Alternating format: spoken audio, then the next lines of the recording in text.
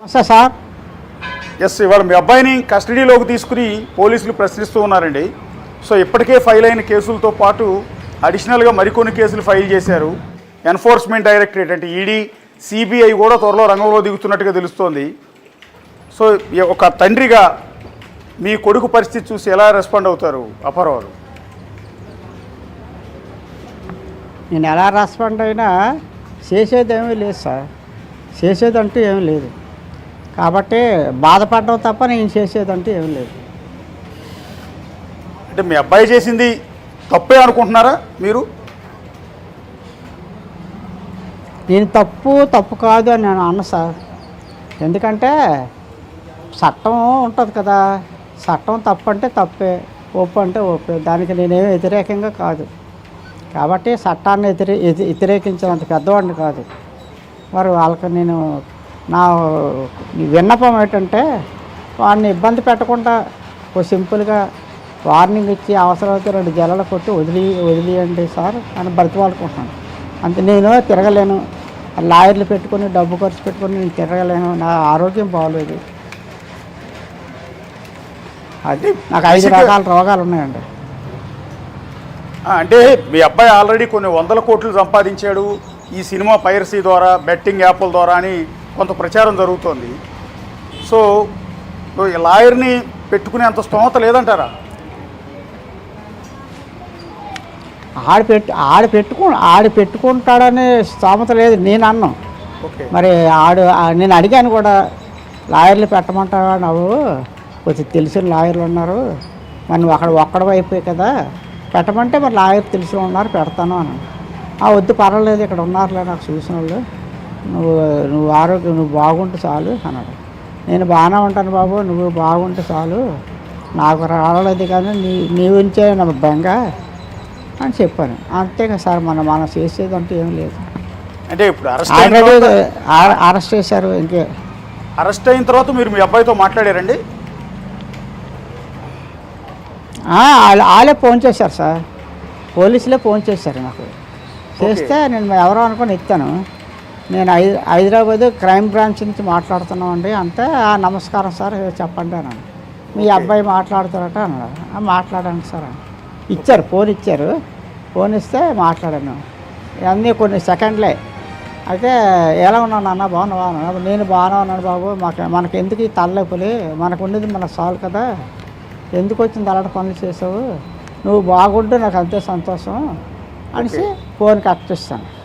అయితే మరుసటి రోజు నాకు ఒక ఐడియా వచ్చింది, నంబర్ ఉంది కదా వాళ్ళ నంబరు, ఫోన్ చేద్దాం అనేసి ఆ నంబర్కి 11 తర్వాత నేను ఫోన్ చేశాను. ఎత్తలేదు.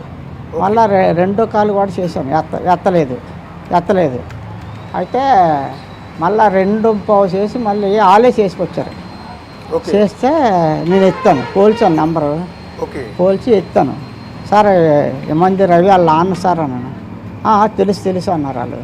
అంటే ఒకసారి కొన్ని సెకండ్లు మాట్లాడతాను సార్, మా కుర్రోడికి కారణాంశం, మీరు ఒకసారి ఇవ్వండి సార్ దయచేసి ఫోను మా కుర్రోడికి అన్నాను. ఇచ్చారు. ఇస్తే బాబు నువ్వు అక్కడ ఒక్కడవ అయిపోయి కదా, నీకు ఎవరు లేరు కదా, మరి నువ్వు ఏం చేయగలవు, ఆ పోలీసులు అదుపులో ఉంటే నువ్వేం చేసుకోగలవు, నేను ఇక్కడ లాయర్ని పెడతాను, తెలిసిన లాయర్లు ఉన్నారు నాకు, కట్టమంటే పెడతాను, నేను అన్నీ చూసుకుంటాను, లాయర్లకి డబ్బులు అయ్యి నువ్వు ఇవ్వక్కర్లేదు, నేనే చూసుకుంటాను, నేను లాయర్లు చెప్పి వాళ్ళు చేయవలసింది ఏదో ప్రయత్నాలు చేస్తారు, నీకు సహాయం చేయడానికి నేను ప్రయత్నిస్తాను అంటే చెప్పాను. చెప్తే వద్దు ఇక్కడ ఉన్నారు నాకు పెట్టొద్దులే అనేసి అన్నాడు. అయితే నీకు ఏ అవసరం ఉన్నా నాకు ఫోన్ చేయి, నెంబర్ ఉంది కదా ఇక్కడ, నాకు చెయ్యి, డబ్బులు కావాలన్నా ఏదో హెల్ప్ చేస్తాను, నేను నాకు డబ్బులు కావాలన్నా నేను ఇస్తాను, నీకు ఏ సహాయం కావాలన్నా నాకు ఫోన్ చేయి అని ఫోన్ పెట్టిస్తానండి, అంతే. ఓకే. అంటే మీ అబ్బాయిని ఎన్కౌంటర్ చేయాలని డిమాండ్ కూడా తీసుకొస్తున్నారు సినిమా ఇండస్ట్రీ వాళ్ళు. ఎందుకంటే మీ అబ్బాయి చేసిన పైరసీ వల్ల, ఐబొమ్మ వల్ల సినిమా ఇండస్ట్రీకి కొన్ని వేల కోట్ల నష్టం వచ్చింది, ఇలాంటి వాడు బతకడానికి వీల్లేదు, ఎన్కౌంటర్ చేయాలని చెప్పి ఆ ప్రొడ్యూసర్ సి కళ్యాణ్ ఒక కామెంట్ చేశాడు. ఏం మాట్లాడతారు సార్ అతను అన్న మాటల మీద? ఆడు సి కళ్యాణ్ అడ్డుగా బలిచాడండి, డబ్బు సంపాదించేసి అడ్డుగా బలిచాడు. ఆడు 100 కోట్లెట్టి సినిమా తీసి 1000 కోట్లు మింగేయడానికి చూస్తాడు. ఆడికి బాధ ఉంటుంది, పబ్లిక్ ఎందుకు బాధ ఉంటుంది, నాకెందుకు బాధ ఉంటుంది సార్? 100 కోట్లు ఎవడండి ఎట్టమన్నాడు ఆడిని? ఆడిని ఎన్కౌంటర్ చేసేస్తే ఆ బాధ ఏటో ఆడికి తెలుస్తుంది, ఆ నొప్పి ఏటో ఆడికి తెలుస్తుంది. పోలీసులు రిక్వెస్ట్ చేసింది ఏంటంటే ముందు ఆ సి కళ్యాణ్ నుండికి ఎన్కౌంటర్ చేసేయాలి. అయితే సి కళ్యాణ్ అనేవాడు పోలీసులకు చెప్తే పోలీసులు చేసేస్తారా? నేను చెప్తాను పోలీసులు చేసేస్తారా? మరి ఆడు నేను చెప్తే పోలీసులు ఎందుకు మధ్యలో ఉన్నందుకు? ఆ పోలీసులు అమాయకులే, మన చెప్తే పోలీసులు చేసేస్తారటండి. సార్ మా కుర్రోడు చేసిన తప్పే, వెళ్ళి కాళ్ళ మీద పడతాను సార్, తప్పు అయిపోయిందండి నేను కాళ్ళ మీద పడతాను, కనికరిస్తారా, వదిలేస్తారా? అలాగైతే ఇప్పుడే బయలుదేరుతాను, ఎవరో ఒకరు తోడు తీసుకుని. ఏడు సార్ పోలీసులు చేయవలసింది చేస్తారు, మనం వద్దన్నమ్మా అనేరు. కాబట్టి మనకి ఆడ అలా వాగినా నేను ఇలా వాగినా అది చట్టం చట్టం చట్టం పని చేసుకుంటారు. ఏడు సార్ మనకు ఉంటుంది బాధ, మన కుర్రోడని మా కుర్రోడిని కాల్చిమ్మంటున్నాడు, మరి ఆ కుర్రోళ్ళని ఆడిని కాల్చేస్తే ఆడికి తెలుస్తుంది ఆ నొప్పి ఏటో. ఇప్పుడు నేను ఉన్నాను, ఇలా గిల్లితే నాకు నొప్పి వస్తుంది సార్, పక్కవాడిని గెలిస్తే పక్కవాడికి నొప్పి వస్తుంది సార్. ఆ నొప్పి ఆడికి అప్పుడు వస్తుంది ఆడిని కాల్చేస్తే. మరి నా కొడుకునే కాల్చిమ్మంటున్నాడు, ఆడికి ఏమో నొప్పి రాదు. అంటే ఈ 100 కోట్లు అంటే 1000 కోట్లు మింగడానికి ఆడు అడ్డు అయిపోయాడు. ఏడు సార్ అది ఆడికి నొప్పి కలిగింది, మింగేసి డబ్బు అంతా ఇలాగ పాడైపోతుందని. నేను తప్పు అనుకుంటే నేను పోలీసులు మీరు నన్ను మన్నించండి, నా వేదన మీకు చెప్పాను అంతే, 10 మందికి వింటారని కూడా చెప్పాను.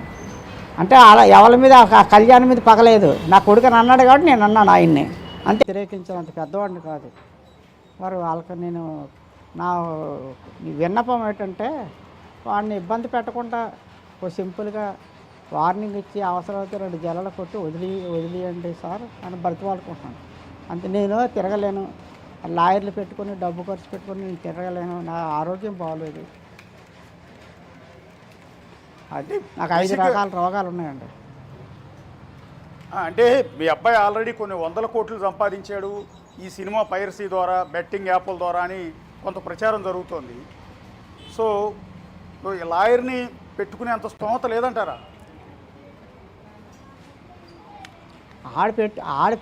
ఆడు పెట్టుకుంటాడనే స్తోమత లేదు నేను అన్నాం. మరి నేను అడిగాను కూడా, లాయర్లు పెట్టమంటావా, నువ్వు కొంచెం తెలిసిన లాయర్లు ఉన్నారు, మరి నువ్వు ఒక్కడవ అయిపోయి కదా పెట్టమంటే, మరి లాయర్ తెలిసిన ఉన్నారు పెడతాను అని. వద్దు పర్వాలేదు, ఇక్కడ ఉన్నారులే నాకు చూసిన వాళ్ళు, నువ్వు ఆరోగ్యం నువ్వు బాగుంటే చాలు అన్నాడు.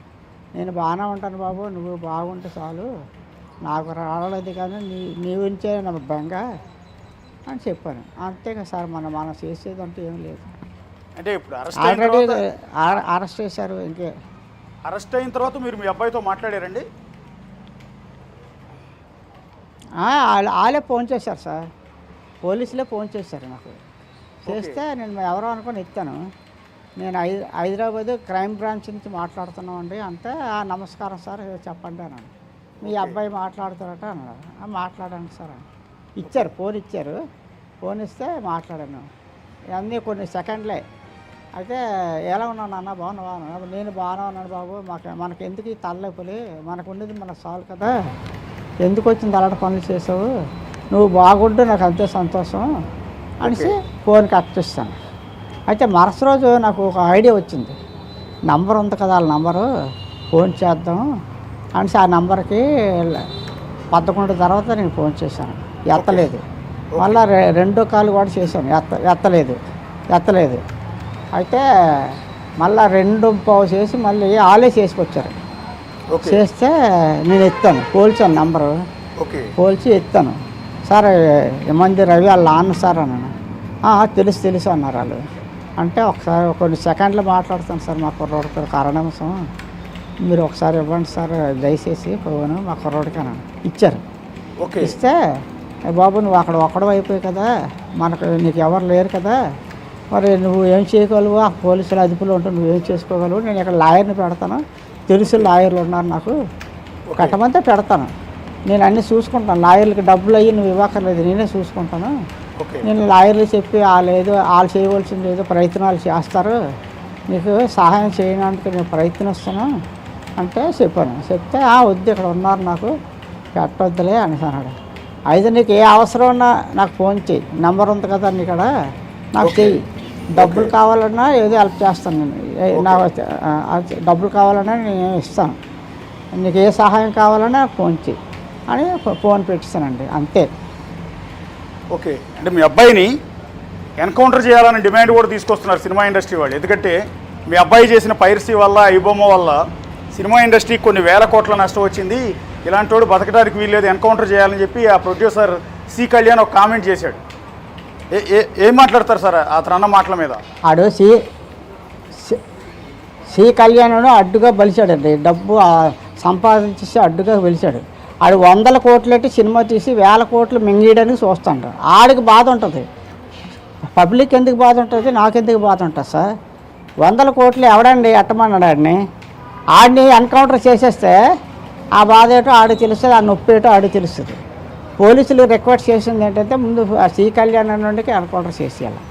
అయితే సి కళ్యాణ్ అనేవాడు పోలీసులకు చెప్తే పోలీసులు చేసేస్తారా? నేను చెప్తాను పోలీసులు చేసేస్తారా? మరి ఆడు నేను చెప్తే పోలీసులు ఎందుకు మధ్యలో ఉన్నందుకు? ఆ పోలీసులు అమాయకులే, మన చెప్తే పోలీసులు చేసేస్తారటండి. సార్ మా కుర్రాడు చేసిన తప్పే, వెళ్ళి కాలు మీద పడతాను సార్, తప్పు అయిపోయిందండి నేను కాలు మీద పడతాను, కనికరిస్తారా, వదిలేస్తారా? అలాగైతే ఇప్పుడే బయలుదేరుతాను ఎవరో ఒకరు తోడు తీసుకొని. ఏడు సార్ పోలీసులు చేయవలసింది చేస్తారు, మనం వద్దన్నమ్మా అనేరు. కాబట్టి మనకి ఆడ అలా వాగినా నేను ఇలా వాగినా అది చట్టం పని చేసుకుంటుంది. మనకు ఉంటుంది బాధ, మన కుర్రోడని మా కుర్రోడిని కాల్చిమ్మంటున్నాడు. మరి ఆ కుర్రోళ్ళని ఆడిని కాల్ చేస్తే ఆడికి తెలుస్తుంది ఆ నొప్పి ఏటో. నేను ఉన్నాను, ఇలా గిల్లితే నాకు నొప్పి వస్తుంది సార్, పక్కవాడిని గెలిస్తే పక్కవాడికి నొప్పి వస్తుంది సార్. ఆ నొప్పి ఆడికి అప్పుడు వస్తుంది ఆడిని కాల్ చేస్తే. మరి నా కొడుకునే కాల్చిమ్మంటున్నాడు, ఆడికి ఏమో నొప్పి రాదు. అంటే ఈ 100 కోట్లు అంటే 1000 కోట్లు మింగడానికి ఆడు అడ్డు అయిపోయాడు. ఏడు సార్ అదే ఆడికి నొప్పి అంతే కలిగింది, మింగేసి డబ్బు అంతా ఇలాగ పాడైపోతుందని. నేను తప్పు అనుకుంటే నేను పోలీసులు మీరు నన్ను మన్నించండి, నా వేదన మీకు చెప్పాను అంతే. 10 మందికి వింటారని కూడా చెప్పాను. అంటే అలా ఎవరి మీద కళ్యాణ్ మీద పగలేదు, నా కొడుకుని అన్నాడు కాబట్టి నేను అన్నాను ఆయన్ని, అంతేగాని ఆయన్ని పుల్లానికి నేను అనలేదు. ఎందుకు అలా అన్నారు కళ్యాణ్ అని మీరు అనవచ్చు, నా కొడుకు నేను అన్నాడు కాబట్టి మా ఊసి ఎత్తాడు కాబట్టి నేను అన్నాను. అందరు డైరెక్టర్ నిర్మాతలు అవడవచ్చు కదా, నిర్మాతలు తప్పండి, నిర్మాతలు చాలా తప్పు. కోట్లు ఎందుకంటే ఇవ్వాలి ఒక్కొక్కరికి, తక్కువగా నటించిన వాళ్ళు చాలామంది ఉన్నారు. సుమన్ గారు ఉన్నారు, శుభ్రంగా నటిస్తారు, తక్కువ ఇచ్చినా నటిస్తారు. రాజశేఖర్ ఉన్నాడు, బాగా నటిస్తారు తక్కువగా. చుట్టంపాడు వేణు ఎవరు ఉన్నారు, ఆయన బాగా యాక్ట్ చేస్తారు. అలా ఇవ్వండి. లేదు వాళ్ళు ఎవరికన్నా నచ్చలేదా? మీరు మన దేశంలోనూ మన రాష్ట్రంలోనూ బోల్డ్ యూనివర్సిటీలు కాలేజీలు ఉన్నాయి, మీరు వెళ్ళండి. అలాంటి దగ్గరికి వెళ్తే బోల్డ్ మంది యువకులు మంచి అందమైన వాళ్ళు వస్తారు. మీరు పెట్టుకొని తీయండి సినిమాలు. తీస్తే వాళ్ళే 4 సినిమాలు తీశారనుకోండి, వాళ్ళే అలవాటు అవుతారు జనాలు. వీళ్ళు ఆకాశం నుంచి తిరిగి రాలేదు కదా. పవన్ కళ్యాణ్, నాగార్జున ఫస్ట్ ఎలా ఉండారో మీరు ఆ సినిమాలు చూస్తే మీకు అర్థమవుతుంది.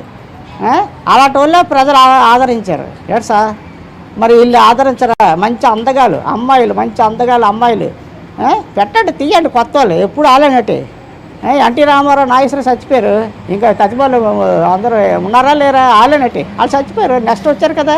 అలాగే వీళ్ళు కూడా వదిలేయండి, మీరు కొత్త వాళ్ళు తీయండి. వాళ్ళు బతుకున్నట్టు అవుతుంది, మీరు బతుకున్నట్టు అవుతుంది.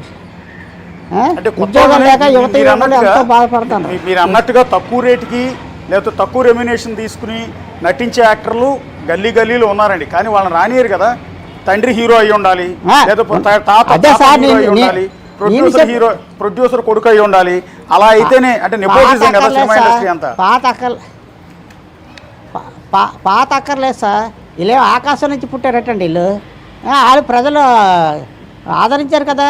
అల్లు రామలింగయ్య చిరంజీవికి కూతురిచ్చాడు, ఆయన మంచి పేరు ఉంది అల్లు రామలింగయ్యకి.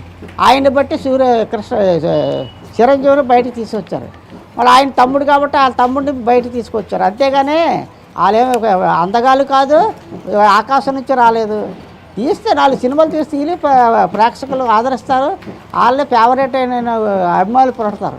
ఏడు సార్ ఇప్పుడు ఎన్టీ రామారావు, నాగేశ్వరరావు గారు ఎంత యాక్షన్ చేశారు, వాళ్ళు చచ్చిపోయి మానేశారు ఆ సినిమాలు. తీస్తారు. కొత్త వాళ్ళకి అన్నం పెట్టండి సార్, కొత్త వాళ్ళకి అన్నం పెట్టండి సార్, మీరు తినండి సార్, కొత్త వాళ్ళకి అన్నం పెట్టండి సార్. ఎంతోమంది ఉద్యోగాలు లేక చూస్తే నాకు కళ్ళ నీళ్ళు వస్తాయి సార్. మంచి మంచి చదువులు చదువుకొని ఉద్యోగాలు లేక చిన్న చిన్న పనులు చేసుకొని బతుకుతున్నారండి. మీరు అలాగే అనౌన్స్మెంట్ ఇచ్చేసి ఆ కాలేజీలు కానీ యూనివర్సిటీలు కానీ పలానా డేట్ అని ముందుగా అనౌన్స్మెంట్ ఇచ్చేస్తే బోల్డ్ మంది మీకు వస్తారు. మీకు అప్పారావు సినిమా వాళ్ళు ఇలా హీరోలకి 100 కోట్ల రూపాయలు ఇచ్చి 100 కోట్లతో సినిమా తీయటం వల్లే పేదోడికి సినిమా చూసే అవకాశం లేదని మీ అబ్బాయి ఐబొమ్మ పెట్టాడు అనుకోవాలా? అలాగని నేను అనలేదు సార్, అందువల్ల పెట్టాడని అనుకోకర్లేదు. వీడు ఆకలిలోంచి పుట్టాడండి, వీడు ఆకలిలోంచి పుట్టాడు, అందుకే ఆడు అలా తయారయ్యాడు.